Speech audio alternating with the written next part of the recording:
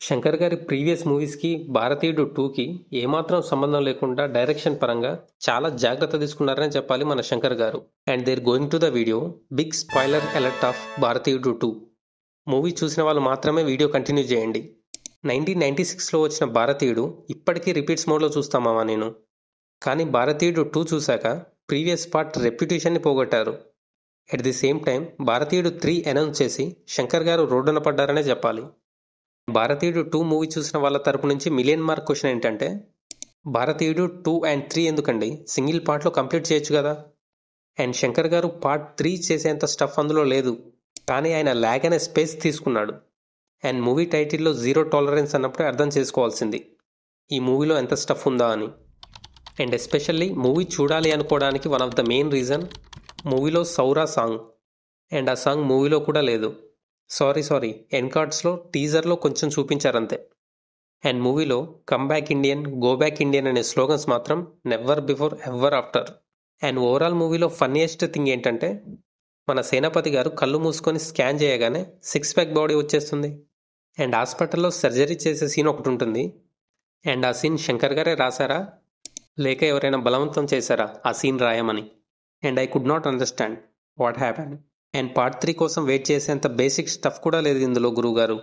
And movie release అయ్యాక ఏంటిది గురువుగారు అని శంకర్ గారిని అడిగితే, పార్ట్ 3కి ఇప్పుడు చూసింది ట్రైలర్ మాత్రమే అంటున్నారు. నాకు అర్థం కాని విషయం ఏంటంటే, మూవీ తీయమని అంత బడ్జెట్ ఇస్తే మీరు ట్రైలర్ తీయడం ఏంటండి.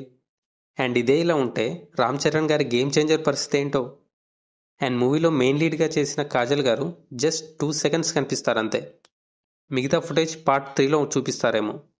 I hope you all understand where is the Shankar engaging direction man. Indian film హిస్టరీలోనే తన మార్క్ని క్రియేట్ చేసుకున్న డైరెక్టర్లలో శంకర్ గారు ఒకరు.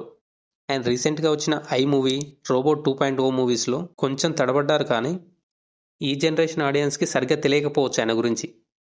ప్రేమికుడు, జీన్స్, వన్ డే సీఎం అంటూ వచ్చిన ఒకే ఒక్కడు, and youth centred experimental film అయిన బాయ్స్, అండ్ మల్టిపుల్ ఫేసెస్తో వచ్చిన అపరిచితుడు.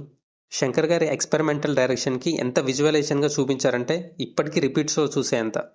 అండ్ అదే తరహాలో వచ్చిన సోషల్ పాయింట్ని టచ్ చేస్తూ వచ్చిన మూవీ శివాజీ. ఇప్పటికీ బాక్స్ ఆఫీస్ నెంబర్స్ అలాగే ఉన్నాయి. At the same time never before అనే విధంగా వచ్చిన మూవీ రోబో.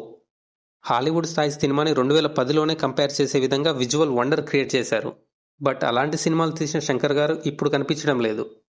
అండ్ నేను శంకర్ గారిని క్రిటిసైజ్ చేయడం లేదు, కానీ 1-2 సినిమాలు పోయినంత మాత్రానే ఆయన తక్కువ అని కాదు. And come back Shankar sir, you are always my favourite director.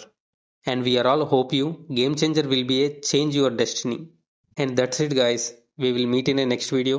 If you like the video, please make sure to subscribe.